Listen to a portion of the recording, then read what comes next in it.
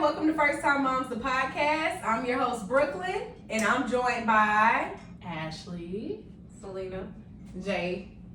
All right, y'all. Today is going to be a tough one, so trigger warning. We are talking about sick children, and that can look like anything, as y'all know.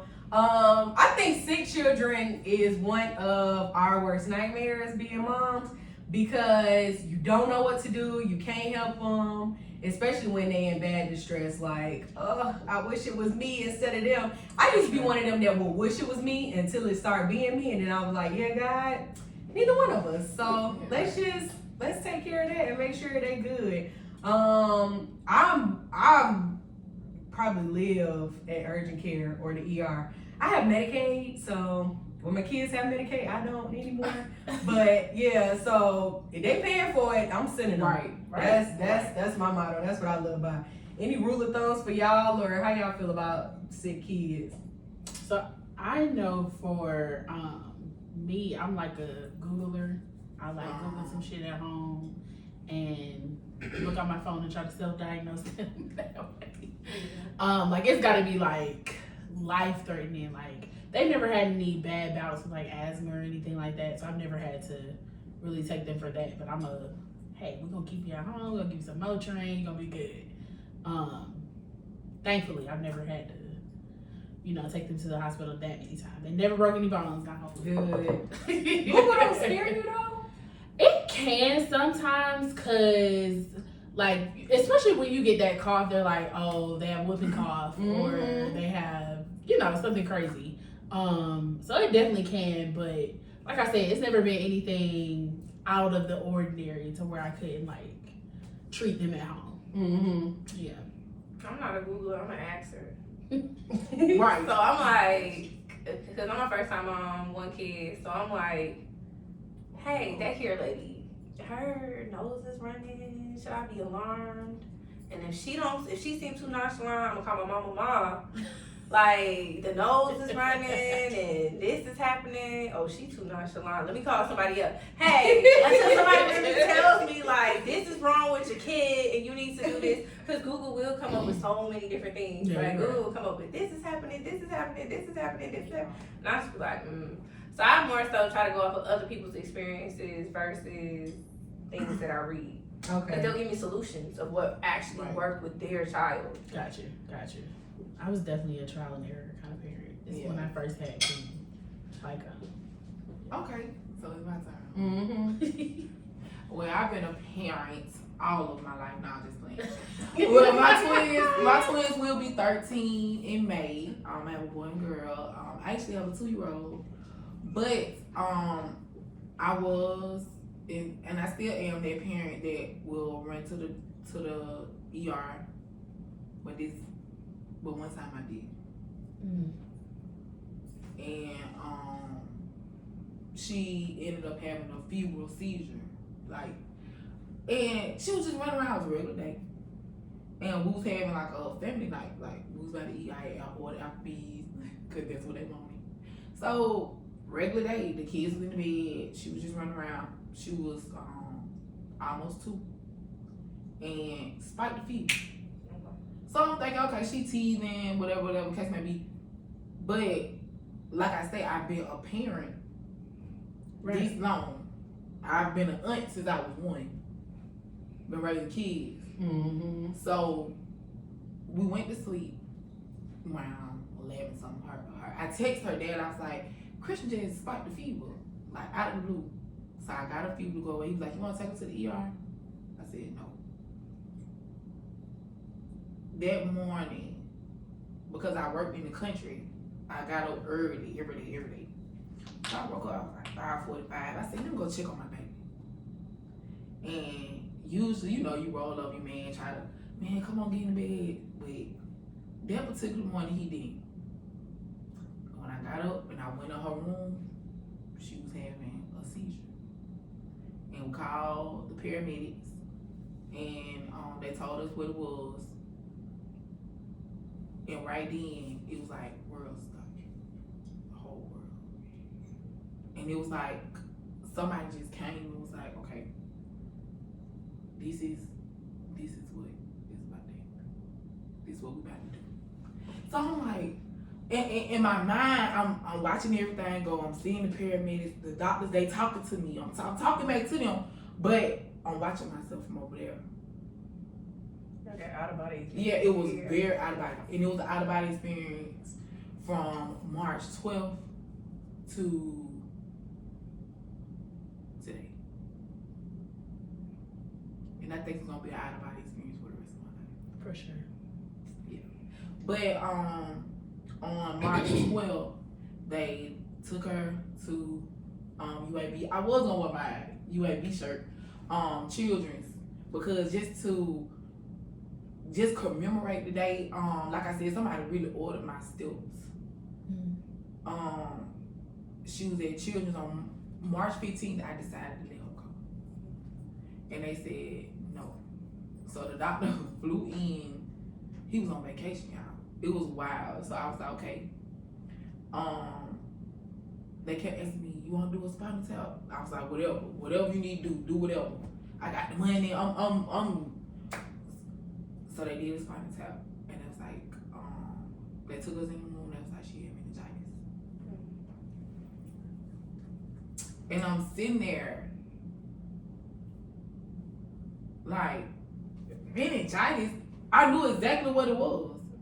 You know what I'm saying? Of course, my husband, he ain't know nothing. Like, he just was like, and mind you, Brooklyn can contest for this. Like, I've been burying people for 20 years, all my life. He never went through a death or experienced a death. Yeah. And a death of that magnitude. Like, their family had not experienced a death in 20 years. So I knew then, like, you gonna have to show up. You gonna have to stand up. It wasn't until I realized how much of the matriarch of my family I was when my brother took me to the side. I was like, you can't break. And he did that same thing 20 years ago when my mama passed away. You can't break. So it's hard as a mother when you're standing there and it's absolutely nothing you can do for your child. And I just want to tell you, especially as a first time mother, I know this gonna sound so crazy and cliche. Don't feel them. Now that you're saying it, you got me thinking like, hey, No, for sure. As soon as should you I said- have went to the? Because that's another thing I toy with. Like, Will you leave her or will she leave you? Yeah. I've been on the side that got left, and I've been on the side that had to accept that. And I had to do it. Like, there was something we had to do. It wasn't like, oh, she died. It was like a decision. Like, because she was going to be paraplegic. But, mind you, my child could walk, talk, all that. She had a complete, like, whole personality. She looked like me, act like me, like, and I couldn't imagine having to watch her or take care of her. And a part of me felt like that was selfish. Like, just to hold on to her and just being in that hospital for that week, interacting with the parents, you know, talking to the people, even talking to the nurses and the doctors. Like, they were so shocked by my strength. But because it's my normal thing, that's why I talk to Brooklyn so much, because she tell me like, Jay, you gotta, and I'm like, I just accepted the fact, like, I'm not that person. I'm not soft. I'm not, everybody not built like, you know what I'm saying? Some people you gotta be built for the hand you dealt. For sure. So I'm just, it's not that I don't cry or I don't hurt. I'm just, I'm living. You know what I'm saying? Like, I'm living. I'm trying to be the best person I can be, because with that process, I know it's a God. Even if you sometimes, you know, things happen in your life and you don't know. You know, you question things, and I never questioned God about my baby. Did you go in and talk to Christian at all? What? I did the whole thing. I did her funeral. I did her hair. The nurses was talking to me. They was like, you gonna bathe there? You gonna do this? Like they were so interested because they were like, Yeah. of course, talking Yeah. y'all. Let me show y'all how to do black girls' hair. Let me show you how to do this. Like they would, and the whole time they were crying. Like they was taking turns. They didn't want me to see them cry and stuff like that. But Where was she though? She was in NICU. no, she was in the regular room. They put her on a ventilator, and like every From the time. time y'all got there. And every time she showed positive, like they'll wean her off, and I feel like that's what kind of really messed up like the oxygen flow to her brain, even though it already stopped. You know what I'm saying? Like anything that could have been corrected, I kind of feel like they was rushing it. It was doing COVID, the pandemic. So by that second or third day, I had kind of just like, it was almost really like God just kind of put his hand on my shoulder, like, come on, we finna walk through this. Yeah. That's heavy. We gonna walk through this. And you know, some days, like I said, I stand over there and I look at myself. Some days I kind of feel sorry for myself. Because my baby would have been 5 this year. Gotcha. But let me tell you how God worked. Y'all remember I'm telling y'all about my 2-year-old? We decided that our baby go. Her last brain test was March 17th at 1:50. Y'all found out pregnant 2 weeks after, and my baby was born December 17th, 1:15. Exactly 9 months to the date to the house. Sometimes God send you on assignments to seal. Sagittarius on the 18th. Really? Yeah, she crazy. But y'all know what? My baby she's so much joy. Like I know that she knows her purpose. And I named her Phoenix. I love that. Yeah. I named her Phoenix. Yeah. But yeah, I never really told. I told Brooklyn, you know, bits and pieces. I had her baptized while she was in the hospital. Yeah. Like they were so shocked. Like everything, when I say God really ordered my steps, I went to like college at Alabama State. I graduated twice from Alabama State. One of my friends, his name is Juan. We went through a lot together, you know, on the strong side of the yard. And he came and he went to dealers with me. I was like, I'm about to go get the kids somewhere. And my niece, like all of them the same age. So I dressed her, my stepdaughter, and my big daughter. I dressed all of them like. It was like God actually set the clothes there. But my baby stretched. Like, y'all ever heard that angels are big? Y'all ever heard it? Yeah. You never heard that? They're like, They like stretch. stretch, Yeah. I watched her gain her wings. Like, in real life. Like, I really watched her spirit transcend. And I watched her stretch. She went from an 18, 24 month to a 3T. In a week. Yeah, 5 days. Couple of days, yeah, I was gonna 5 say. days. Wow. So, yeah.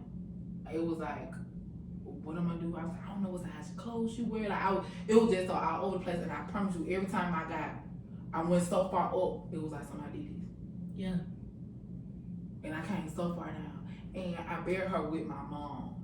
So it's like a lot of sense of peace and like where my mom is buried at, yeah, it's so much peace and it's just so much. As bad as I want to feel, like she alright. Yeah. She alright. You did her in send real off good right hands. too, though. You She did in that real send off good her hands. right. She in real good hands. Yeah. And I know that. You know, my mom left me when I was 12, but Brooklyn can attest for this. I've been growing all my life. Like, yeah, she definitely prepared me though. And nobody can prepare you for bearing your child, but For sure. I've lost a lot. And that was heavy, but God is heavy. That's So real. Don't ever be afraid of just living. You gotta live. Just as sure. What's the old gospel song? Just as sure as you live. But yeah, this is my baby, y'all. I wanted to bring something. I was gonna bring her a big picture, but we moved on. But this is my girl. Her cousin had this made. She looks just like me, so don't be alarmed. Like she looks just like me. Like she got my face. Me and my brother. Aww. Yeah. he had me a big one made. Yes. She's named after her father. Yeah. So yeah. It's my girl. Whatever do me, nothing is in vain. Everything I do is gonna be for her. Yo. I love that. She was so sweet, y'all. Sweet baby. Bad, but she was sweet. So They all are. So going through that experience now, like when you, cause that makes me think like I always toy with the idea. You know how BK said like she always like she stay in the ER. I'm like the total opposite. Right. I'm literally like the total opposite. Yeah. I'm like Ashley. Like if I don't have to go, I won't. You know, or if I don't have to, I won't. It's to the point sometimes where I question. Like I told you, I'll call. Mom, her fever is like a 100 something. Should I go? So and so, should I go? Does that when you reflect on it now, has that changed how you? Nah, because forward. No, because I had so many doctors and nurses, like from the beginning to the end. And I have a best friend, shout out to Chris. She's a nurse. And she was like, it was nothing you can do. Like I don't care how many ways you flip it, I don't care how many ways you turn it. If you would have took her home, if you would have took her to the doctor, by the time she would have had the seizure, she would have still been at home asleep. Okay. If you would have been at the doctor, by the time she would, it's nothing. Like it was like a window, like a 6 to 8 hour window. Mm-hmm. But how would you know if it's 5 o'clock in the morning? You sleep, she in her room. Yeah, My baby was so grown, she'll go in her room closed though. And be asleep, yeah. Like she ain't want to be bothered. My son loved everything, but yeah. So it was like, how would you know? And that's like the doctors kept telling me, the nurses kept telling me, these people keep telling me. And at first, of course, and like honestly, I feel like I always have a mother's guilt. You know what I'm saying? Because you're a mother, you like, it was something I could do for my child. But, and I feel like God allowed me to have Phoenix. It was like, you understood the assignment. Yeah, yeah. Because it wasn't nothing you could do. That was my child. It was just time. So, that's how I try to look at a lot of things. Even like just Brooklyn, you know what I'm saying? Like, I'm not originally from Atlanta, but I grew up here. And things are just so divine. Atlanta really shaped me. It shaped my personality and my mindset. And I feel like that's another reason why I was able to go through so much after losing my baby. Because losing the child and the funeral and all that was hard. Yeah. But the after, that's really been the hardest. Yeah. People showing their true colors. For sure. People leaving that you always thought was gonna be there. People downplaying your situation. And see, I used to get active. But now, but now, I got so much to live for. Like, and my kids, I was one of those people like kids ain't stop me. Yeah. I had my children when I was 19. Twin. I said you had the older one. Yeah, kids didn't stop me. But what I did do, not my son so much, but my oldest daughter, she went through every process, the whole process with me. Cause she need to know. She need to see. She need to understand. I went through a lot of that growing up. And my people never let me just sit there. They used to be like, all right, come on, we gotta keep going. We gotta keep going. But for my kids, I've been giving them a lot of grace. I think that's important, for sure. Grace. My kids, they were a lot smaller, so we lost a child too. So I was 34 weeks pregnant when I had her. We found out when I was about 20 weeks that she had high drops. Oh. So I was still, going through the pregnancy. By the end, I was like going to Children's because they were saying her heart never really developed. Her lungs weren't developing. She didn't really have any brain activity. But, the people at Children's, they were still, really hopeful. They optimistic. Yeah, for sure. And so I was going to those appointments. I remember I used to have those echo cardiograms. I would have to sit on my back for like an hour and a half for them to look at her heart, like through an ultrasound. And just seeing that, you know, they were optimistic. I tried to be, but like at one point, I remember, you know, talking about that hand that you got. Like God was like, okay, this isn't. It's not happening. She's not. Nothing is gonna come from this. So let's start looking at the next steps. And I definitely think that that's what He started preparing me for, so that when it did happen, you know, I wasn't so.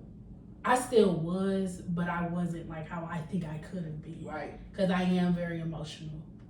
And I definitely think that I was still able to, because I still had a son. He was very young. I was still, you know, having to move and do things for him because he didn't know what was going on. So how could I put that, you know, onto him and make things, you know, any different for him? I don't even think that he knew that I was pregnant. I was 9 months. He was 9 months when I got pregnant with her. Okay. So he was still very, very young, very, very active.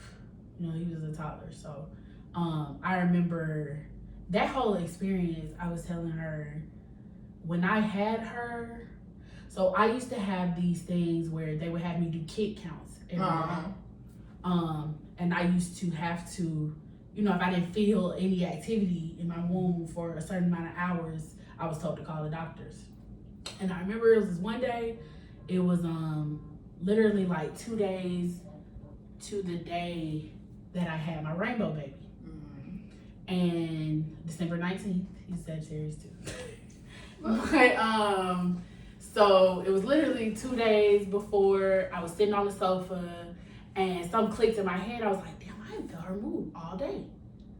So I waited a few hours. I didn't call my husband. I was like, I just know, like, this is it. Like, she's not here anymore. Like, and so I went to the hospital. They did like 2 ultrasounds, and the doctor ended up coming in and saying, you know, she's dead. Like, this is it. So now we had, you know, this whole birthing plan that we wanted to do. I was supposed to have a cesarean. They wanted the most controlled situation to be able to get her out quickly and do what they could. To try to say. Yeah.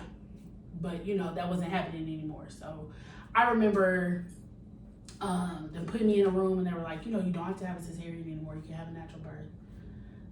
You know, you can have this the regular way. We can do all of this. So we called our pastor in. Our family was there. They gave me some Pitocin to start my labor because it wasn't going to start. And I remember the nurse saying, you know, just let me know it's going to be about 12 hours before, you know, you start having contractions. It's going to go really, really slow because you're nowhere near labor. You're 34 weeks, blah, blah, blah. I was like, okay. I remember I had Pitocin with my son. It kick-started my contractions like that. I was like, okay, you know, last time it wasn't like that, but we'll see. So I remember room full of family. I'm laying in bed. The head is right there. Like, I shit you not. The head, like my cousin, my husband's cousin, helped me bring the baby out. Like we were trying to get nurses in there. We were trying to get doctors in there. Nobody was on the floor. It was crazy. It was crazy. I remember they put her in the little baby thing after she comes out, and I'm still bleeding, like still bleeding. I hemorrhaged, passed out. I had to get 2 blood transfusions. I could have died, like for real. I passed out several times when I was there, and it was just like a complete like. Oh my God. Y'all, is this crazy? Was it a bird or a butterfly? No, it was Pink balloons. 2? It was like a bunch. It was like 4 or 5. Oh, That happened to Look me. at God. That happened to Oh my me God. after my baby died.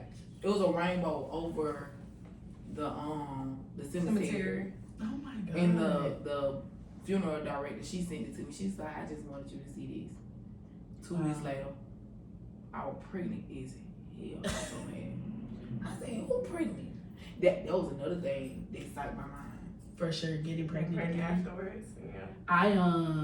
I was completely so numb. Your husband After was in I the room left her. too. He was. He almost got put out of the hospital. Yeah. Cause I would have Because all of that was happening, and he was just like, "What the fuck? Like, y'all aren't doing anything. Like, she's literally could have died. Like, and they're not doing too much of anything. Like, I'm completely surprised just they didn't taking even their just time." do the C-section. Yeah. No. When you have a stillborn baby, they make you have. That's That's torture. I It is remember real. having That's all of those torture. contractions and not even. It happened so quickly. Like I said, I didn't even get an epidural. I felt every single thing. Pitocin is from hell. I'm convinced. And it makes everything so much more intense. Yep. And she was small. Like, she was only 34 weeks, so she was maybe about 2, maybe 3 pounds. But your hoe still go 10 centimeters. Your mama was in there too? My mother was there. Like I said, all of my family was there. And it happened so fast. I delivered the baby with all of my family in the room. Because no one was like, hey, y'all can come out in the hallway now. No. I Everybody mean, like, was even there. with the passing out and coming back, like, that's traumatic for everybody who For even sure. had to witness it too. For sure, because at that point, I remember my husband saying to me, well, I'm about to lose both of y'all now. Shit. You heard him say that? Yeah, no. In and out. You remember feeling what was going on? At that point, like, after I got to the hospital, traumatic things that happened to me, it goes in and out. Yep. Like, I don't completely remember every single thing that happened, but it's like bits that'll just like come to you. You know what I mean? And that's literally what happened. But I was telling her too, like, I don't know if it helped or if it hurt, like, they keep the baby in the room with you the whole time that you're recovering. So like that 2 or 3 days, she was in there. The nurses were coming in. How did you feel about that? I never looked at her face. Really? I didn't. I couldn't. I still get like emotional about it, but I couldn't look at her face. It was very like, I remember the few times that I would glance at it, it was like sunken in. Like she had a lot of fluid. See, so all of that started draining. Yeah, that's what I did. When Christian, when they kept taking her out of me, I said, hold on, wait. I'm like, y'all, let me do this. Because I've experienced so much death. I know what it does. I know what the swelling. I know how to. Yeah. So, in order for my family to come back there and see her, because they didn't come up until like the next day. So I was like, wait, let me do this, let me do that, let me do this. And the nurses was like, you know this? How you know how to How you know? So I was explaining to them, you know what I'm saying, like the stuff that I've been through. And they was like, okay, so they just stepped back. And one younger nurse, she had took me to the side. She was like, I commend you so much. She was like, people leave us with their kids. Like, they leave.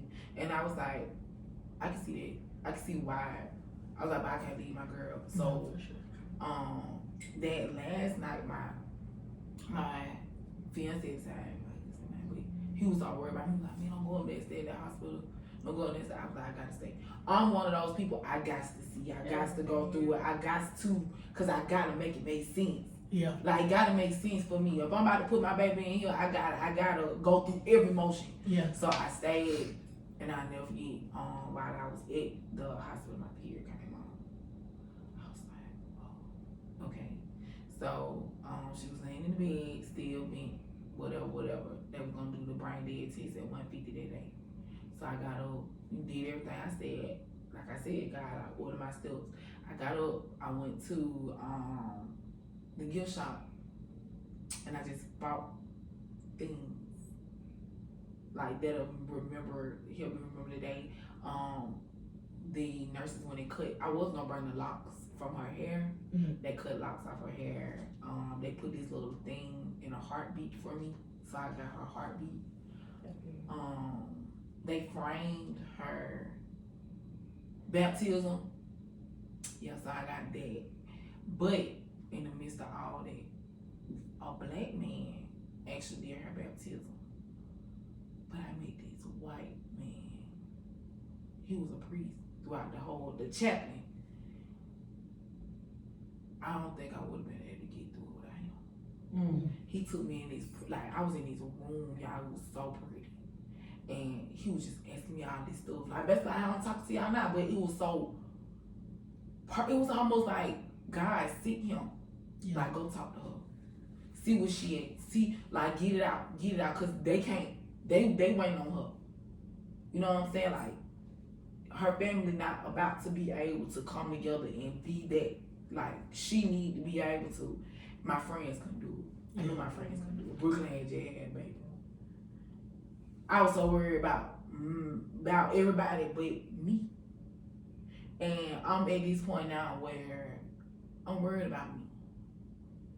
Yeah. And where I'm at. Cause my friends tell me like, bro, you shouldn't be able to talk about this. You so normal. But I'm worried about me. Yeah. You know what I'm saying? That's a different type of. Yeah. When you have no choice but to go through it. Yeah. There's no out. It's Like just that person standing over there that's looking at me, she's worried about me. Yeah. But this person here, I'm not worried about me. That's That makes scary. sense? Yeah. It does, don't it? That's scary. Yeah. But I'm not, I just, even though, to hear your story, I've had a niece that was stillborn. I remember being real small and not really knowing and understanding what was going on. But your son was so young, my kids were 10. Yeah. And she has a sister. That's what I'm worried about. I'm not really worried about my kids. How have they been? Girl, them the strongest damn kids I know. My son got up and talked at his sister's funeral. Y'all, Yeah. when he got up, everybody looked. I said, y'all go get tomorrow. Oh shit. And I'm saying, where you finna go there? Y'all, he did so well. And my kids are so well spoken. I'm a little hood on the hood side, but my children are so well spoken. And my baby got up, and I don't remember exactly what he said, but it was so beautiful. And I was just like, Mari, you know what I'm saying? Like, my baby, he's the only boy. Nothing but girls around him. He has another set of twin sisters on his dad's side. So it's like, I know it took a lot out of him, and I'm real hard on my son. Yeah. But, like, I can tell, like, he's very nervous with Phoenix. Like, he cheats on her, Like, he always wants to be involved, and it hurts. I hurt for those kids. Yeah. I really hurt for those kids. When I was 13, I lost my little cousin. She just dropped dead at school.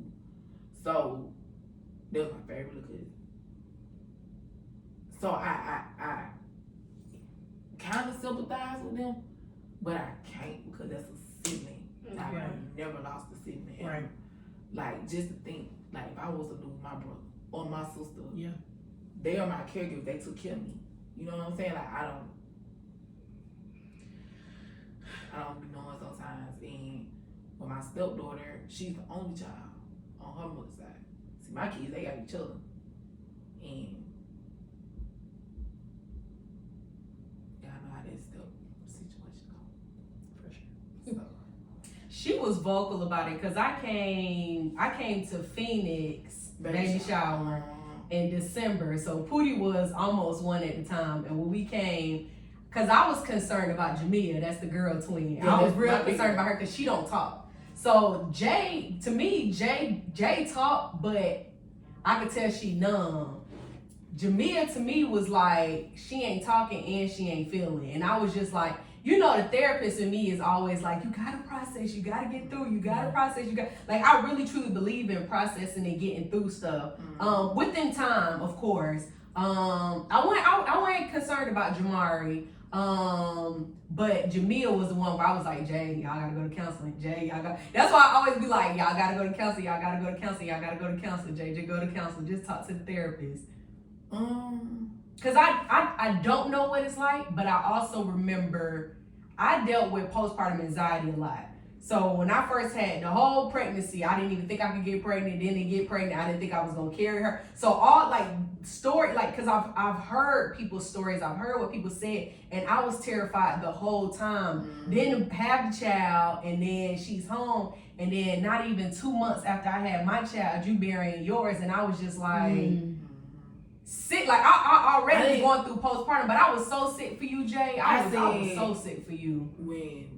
when they was said, when she said something, I said, don't call Brooke. Then I was like, damn, I gotta call Brooke. Shayna messaged me on Instagram. Yeah.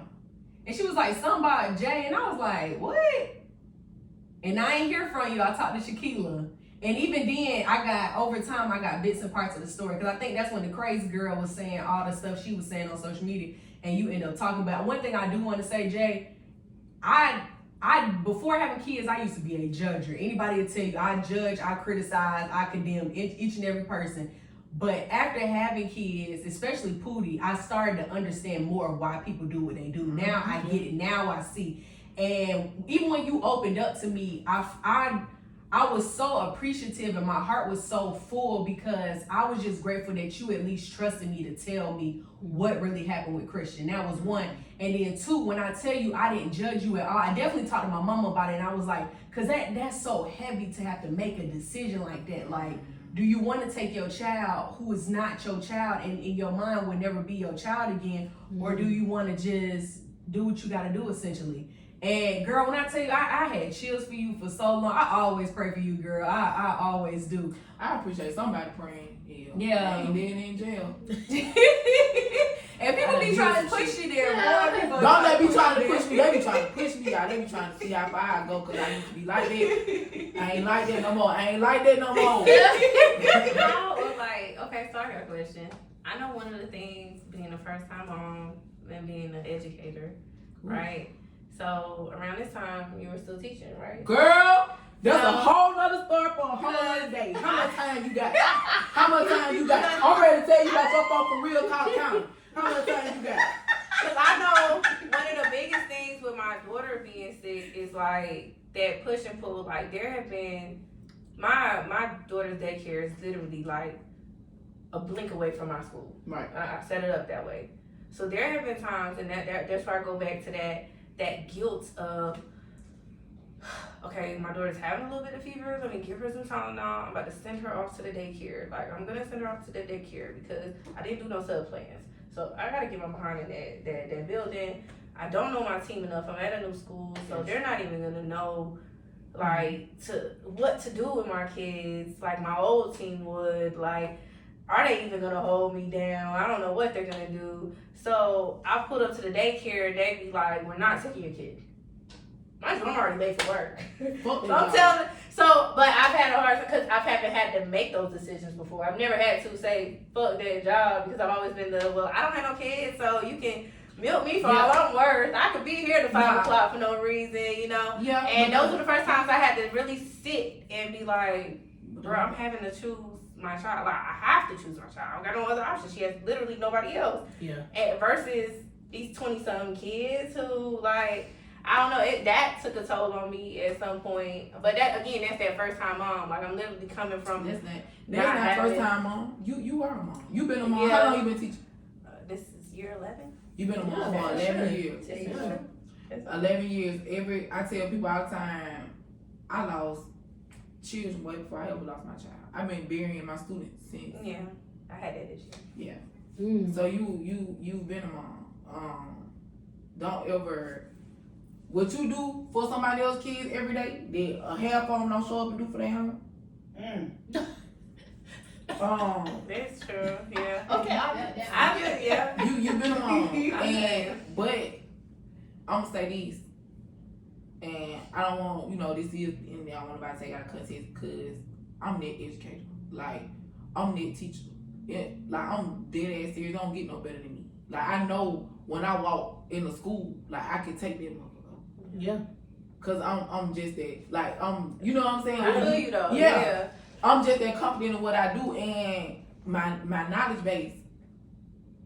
But I made that mistake. And chasing that career shit. Yeah. Man, my baby died. No principal treat me like shit. That's Talked about why I would bury my baby. Oh, you must got some money. What? Yeah, didn't come to my baby funeral. The whole school came to my baby funeral. Principal didn't come to my baby funeral. Yeah, she ain't come. Did she send something? Bitch, nothing. Girl, sit around and talk about me. Girl was already talking about me. Girl, we in the pandemic. You went, like, girl, when I said it was crazy, try to act like I was still in the Chromebook. Get the fuck out of here. Y'all, the stuff I went through after I lost my baby was crazy. Trying to force me to come back to work. Y'all used to go back to work. I used to sit in the dark in my classroom. But we was doing the pandemic, ain't no fucking body there. Why I gotta come down here? Alright, cool. I'm coming down here so I get my check during the summertime. Then she pink slipped me. All because you think I'm fucking your work husband. Mind you, he married now. Your work husband. Your work husband. This man don't even want Petty you. people work at schools. Yeah, and in the country.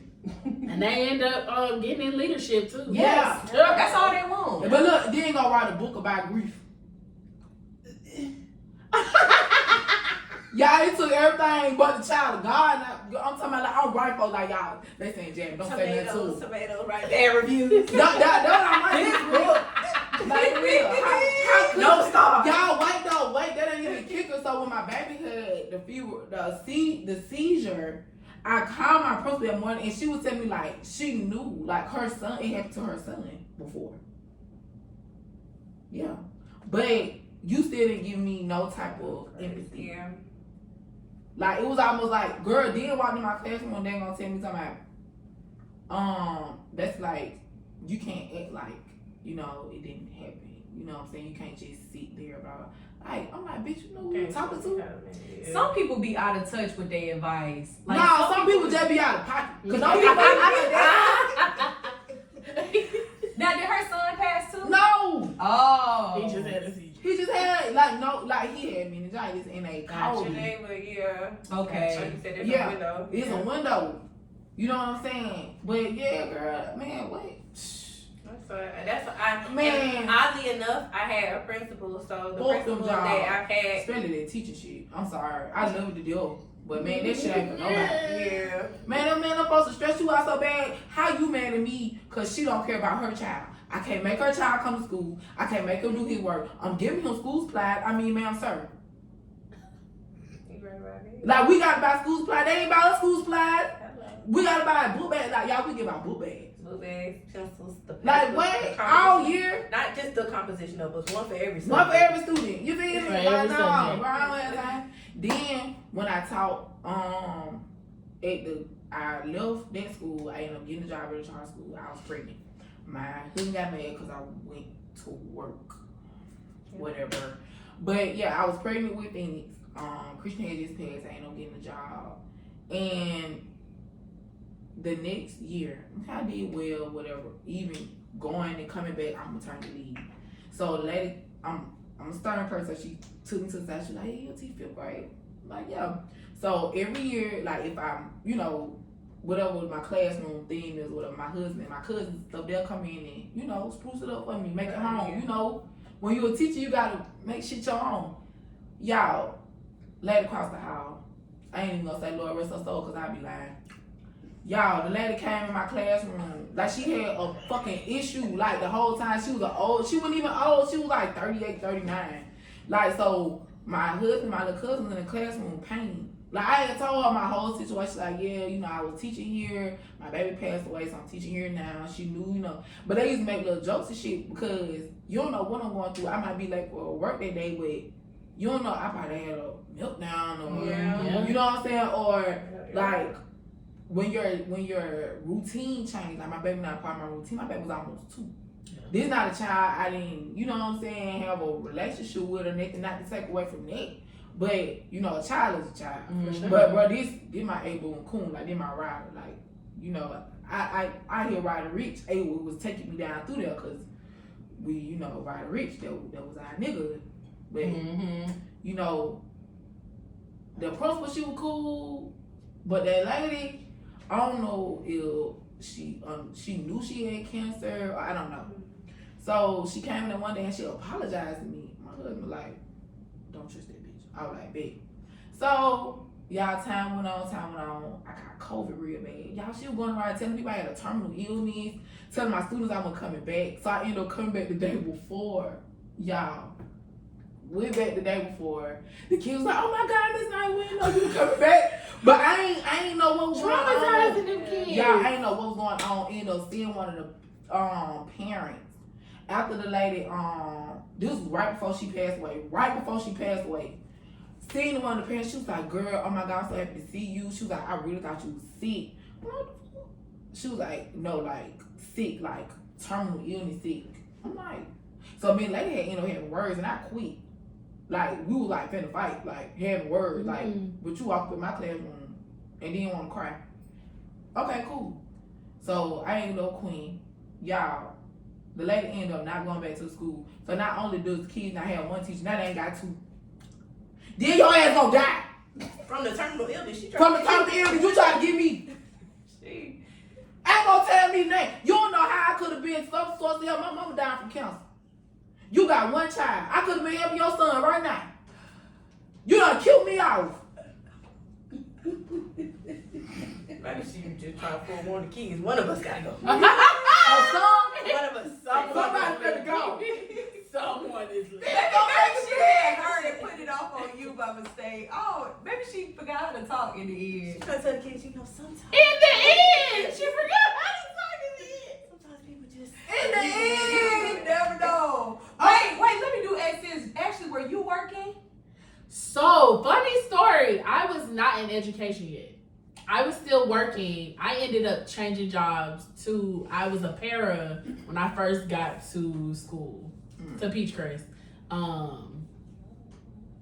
But yeah, I was not. And I remember after I had her, I was like, there's no way I can go back to the job where I'm at now because it's just, I couldn't have imagined going through that. Like, I couldn't have imagined everybody coming to me, oh, I'm so sorry, I'm so sorry. My father passed during COVID.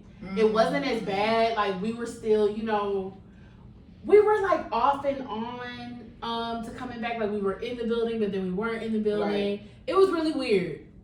I couldn't have imagined losing her, coming back pregnant, and having nothing to show for it.